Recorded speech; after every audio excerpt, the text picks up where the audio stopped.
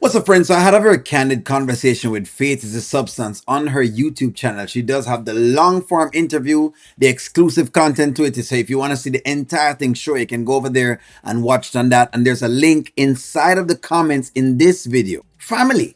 Just the whole idea of family. What does O'Neill think about family? Because O'Neill believes that the black community loses when it comes to family. Let's jump into this. I want to get more into your family life, because Go ahead. you've been married a couple of times. You got child. Do you want more children? I want another kid. I want a boy. I have Oh a yeah, bunch of of course, girls of and I course. want a boy, just like Anthony. So see, me share his sentiments of wanting a boy, but I'm not going to not do a DNA No, test. no, don't do it that way. Don't do. Let me tell you something. Most men that I know actually want a boy. I've only found very few men that actually want a girl. Most men want a boy. And yes, I will always be saying this. Don't be afraid of taking your DNA test. The funny thing is, don't be afraid of taking a DNA test, especially now in these times when women are putting the jackets on left, right, and center. And it's not that you haven't had jackets being out there. As I mentioned to somebody before, Jamaica is like jacket land. And even though, there's more jackets being given out. And by jacket, we mean kids that are not yours. Jeremiah William, you are not. In other words, the woman is doing something on the side and it's not yours. And I'm not saying that's all women, but hey, it happens. That No, way. no, no. I mean a DNA Don't, test. don't, don't sleep with your wife's best friend, please. No, no, no, Don't, no, don't, no, don't do that. no, no. I'm more of I want a kid in wedlock.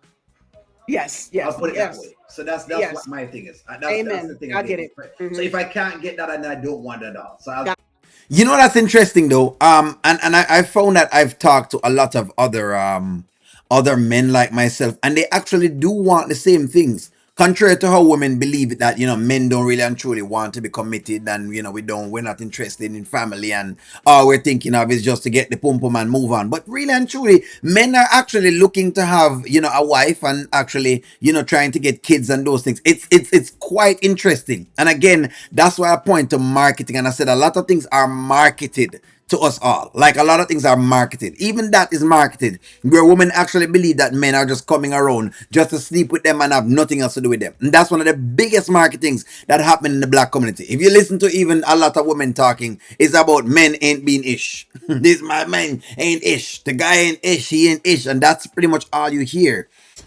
You can literally search right now and find tutorials for women on how to manipulate a man, how to take advantage of a man, how to catch a rich man.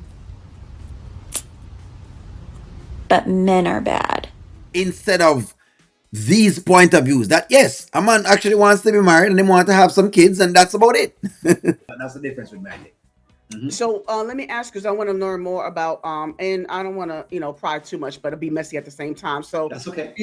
so throughout your journey, you've been married twice already, and you have this child. You have that experience. So you have many teachable moments that I know that you can't Mm-hmm. share all at once, but overall, what did you learn about you as a What I person? learned about me. Yeah, what about you as a person, as a boyfriend, as a husband, as a just or and then being able to learn at an early age how to make ends and how to pull your own weight, and being able to have that principle Coming as you forward. got older.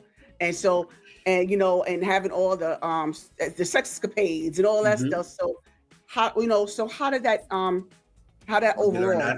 Okay. teach you Well, to be the person, how did it make you be who you are?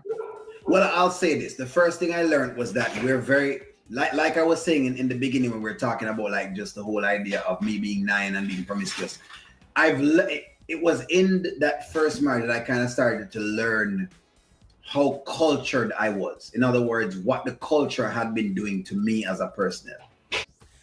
All right, let me kind of jump into this because I feel like this needs to be spoken about.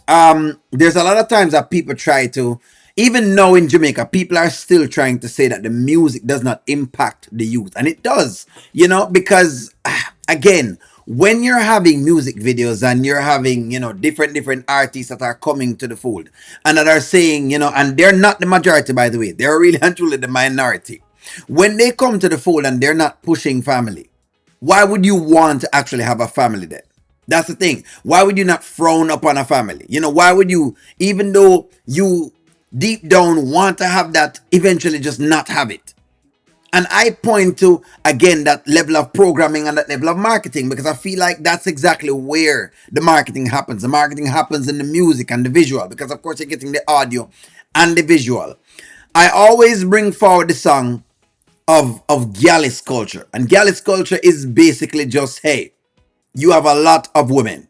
And I think I talk about on this. You have a lot of women. Beanie Man would say, enough girls and girls in a bunk. From jungle, enough girl and none of them must say hungry. All that Toyota enough to take me example. In other words, girl from Rima, girl from jungle. You have a girl in the United States. You have a girl in Canada. You have Shabba Ranks. Boy, Shabba have a world of girl. Chill a load. Chill a load. Girls, girls, every day. From London, Canada, and USA. Girls, every day. From London, Canada, and the USA. If you're hearing these things as a kid, then who are you going to become? And that's, I think, what I mean when I'm talking about culture. And I'm sure you have men here in the US who probably will even talk about that as well. And you're now starting to see the marketing with women, because women are now being marketed to as, hey, you can do your own thing, boo, you can boss up your own way, you don't need no man. And these things are being brought forward into the culture and the music. So that's what I think I mean here when I'm talking about being cultured. Learn that the culture doesn't really teach faithfulness. It doesn't. Mm-hmm. You know what I mean? No, And so that's why a Jamaican man is wild, because it just don't really teach that. He's taught to be a gallus. I'll also say that a man who only has one woman in Jamaica can sometimes be seen as a nerd. In fact, a lot of times, even here too, I've seen it as well, where people will laugh at the man who actually have a wife. What do you mean you have a wife? And it's almost like it's ridicule. So even a lot of the same women who will like this solid relationship laugh at that particular man. Think about your high school times. The guy have one girl and him like this one girl, and you know what I mean, he's ridiculed. We know each other. We go way back all the way to Chad Science in Newark, okay? Corny kid, right? No. But the guy who has the many girls is the guy that every one of the girls are aspiring to be with. Never quite got it, but that's just how it is. Of girls in Bongo. In other words, he must have a lot of them. That's what is sung to him over and over again. Over time, I kind of started to realize that that's not what you kind of want at all. I also got a chance to hang around other ethnicities, more white people, and not that we never see them in Jamaica, but there wasn't as much as there is here. That's the difference. So when I started to come here and living in Pennsylvania, I saw people and families, and I saw how families were, people were very big on families. Specifically, I saw how white families ruled, and I realized them have a certain thing where family was very, very big. Not that they didn't have issues and they didn't have problems, Of course, but right. some way, somehow, they were able to keep those families together, which also gives me the reasoning that, again, a lot of what happens in our black community is an attack against the black community. I love this, and I wanted to, let me just stop this right here. This is kind of what I was saying with this. And it's not just white families alone.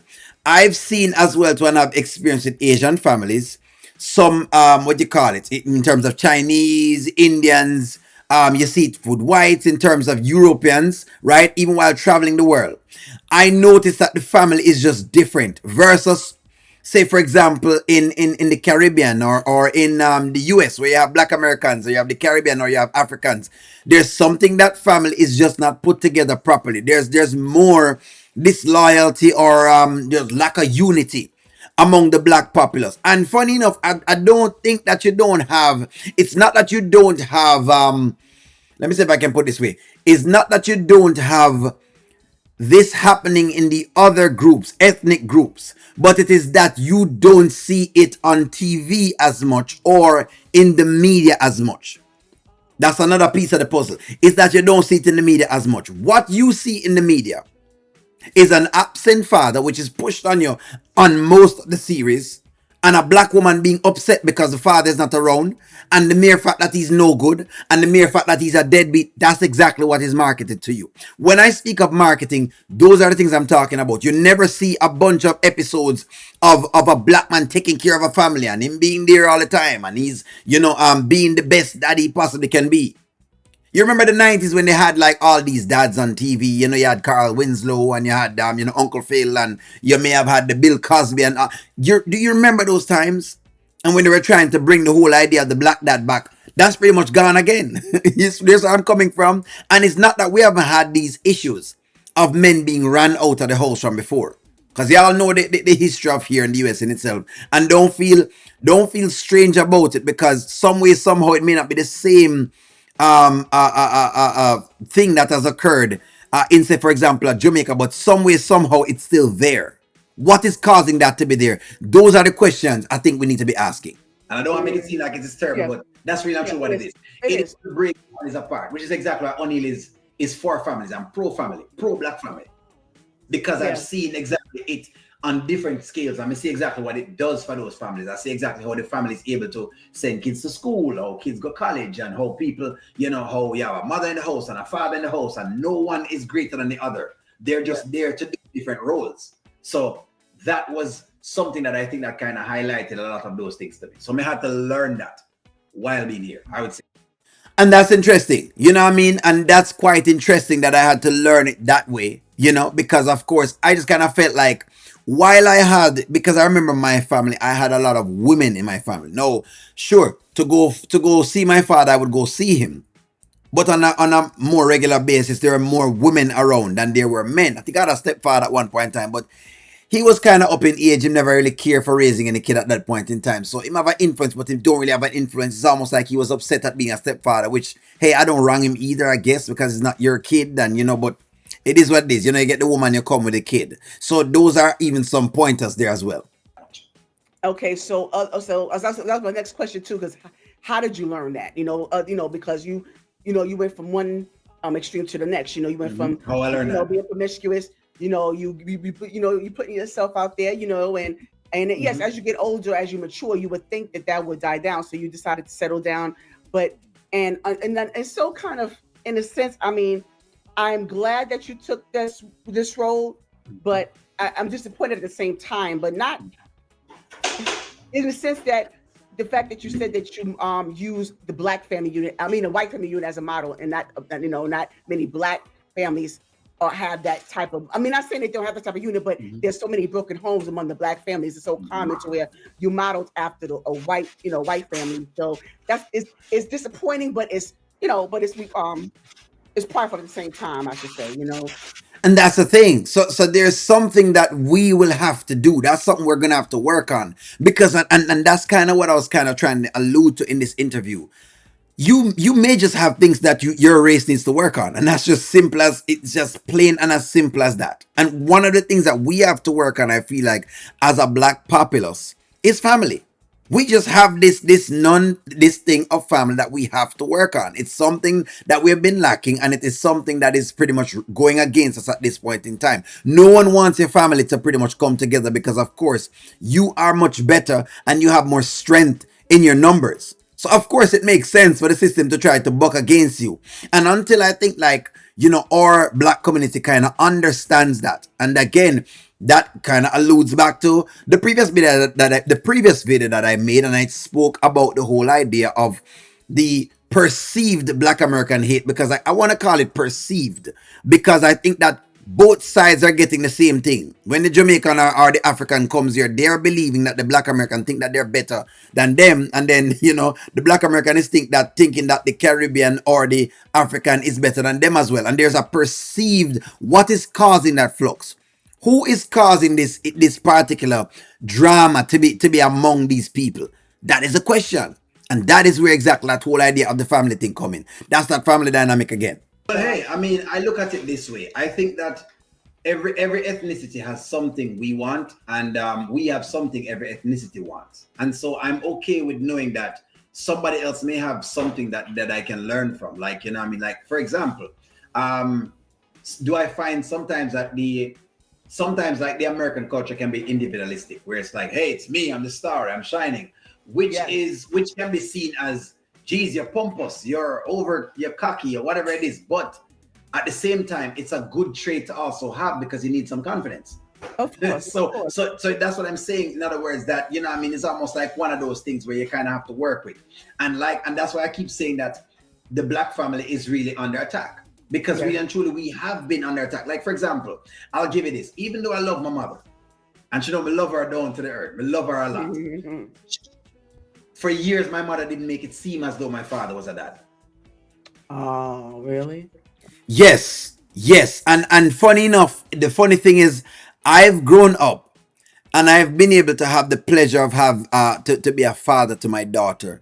And I've seen the same thing actually repeat. Where my daughter's mother tried to make it look as though I was not there. Literally, I had to be pulling up pictures. I had to give her pictures and videos of the time from she was small until her age that she's at right now. To give her pictures so that she could actually see that I was not joking around, that I've always been there. Because some way, somehow, the mother would try to put in her head that, hey, he's not a great father, and they will do this. What is making us do that? What is causing that to come about? Where's that coming from?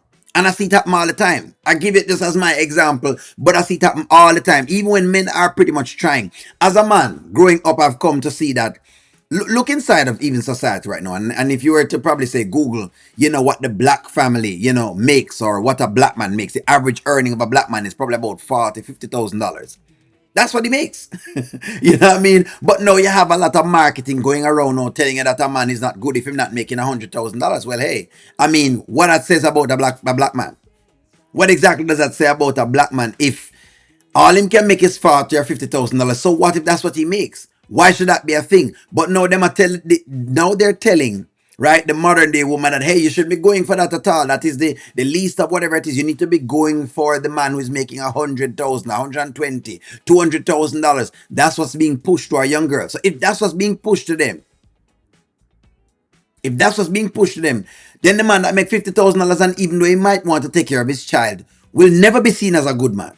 If you're gonna lead this household, I don't want to have to slow down to let you pass me up. The average woman doesn't make that much money. That's true. Right? The actual listener is making 50, 70, maybe 80. We said average. Now we're talking about men that make $300,000 a year. We can't even keep the conversation to the same topic of the average man. He's still being bypassed in the conversation. Yeah. So if he's being bypassed in the conversation, well, we can't even stay on topic and talk about the man. Imagine the women that's listening to the conversation. Their mind is still going to the $300,000 man. This is what I'm coming from. Another thing I can give you an example of is, there was a particular black family, not black, there was a white family that I noticed that the wife was a lawyer and the husband was a UPS person.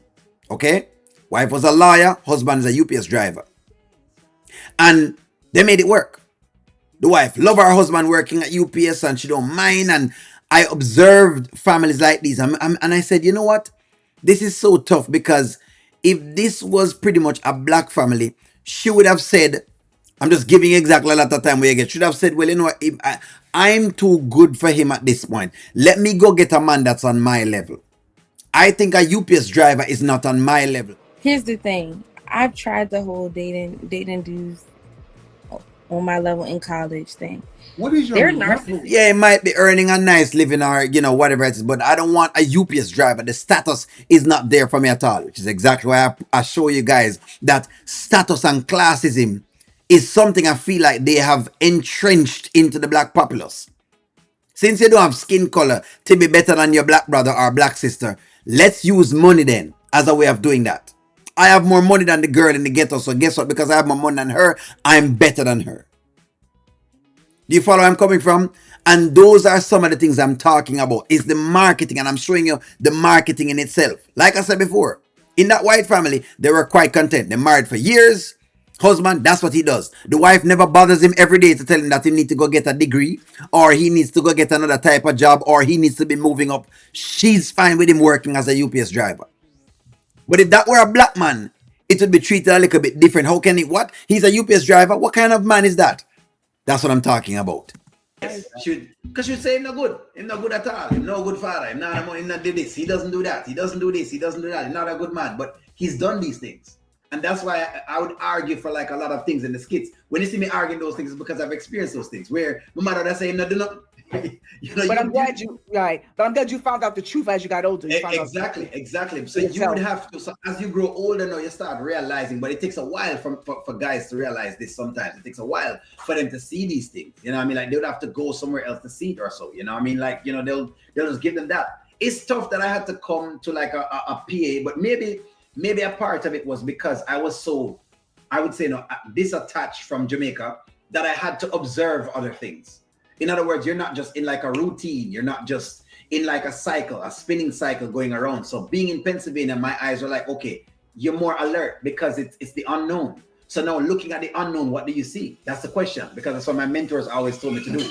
When you get into a particular space, what are you seeing? What are you Right. looking at? That's the Yes, question. that's So true. Right. You go right. You're gonna, go off what you see. You gotta there you live by go. example. And so the video feature, but that's what I'm saying. So maybe it is that we will have to look without to find answers. Maybe there are answers without for us to find. In other words, we need to start questioning what's making the Chinese culture work, what's making the Indian culture work, what's making the white culture work. Why can't we learn from these particular pieces? Because I think they've learned a lot of things from us. Let's think about it. When you think about inventions, black people have been known to make a lot of inventions and to make a lot of things, and people have taken them and making them better. So why can't we do the same thing? Is that another part of our weakness to think that we're not able to take lessons from someone else who is achieving something at it? Because when you look at, say, for example, even like a stat that, say, for example, like Kevin Samuels brought up on him, bring up that, his own probably like 1 out of every 4 black women is going to get married. Well, if many more white women are getting married, then we need to find out exactly why are they getting married? What's making them get married? If the white family is working and the kids are going to school, we need to find out why are they going to school. All I'm saying is we have to find ways and means. We have to find ways and means of seeing exactly what will enhance our group of people. That's just something I'm looking at. And this was a great interview to bring that forward. And I feel like I wanted to touch on that particular topic and talk on it. But family's big. I could be wrong. Let me just, stop myself right here. I could be wrong. Give me y'all's take on the whole idea of family as far as the black populace is concerned. Is there things that we could learn? Let's discuss this. Let's talk. Give me a take. You'll see the full video in the actual comments for Faith is the Substance. It was a long interview. You can go ahead and watch. Like, share, comment, subscribe. Talk to y'all soon.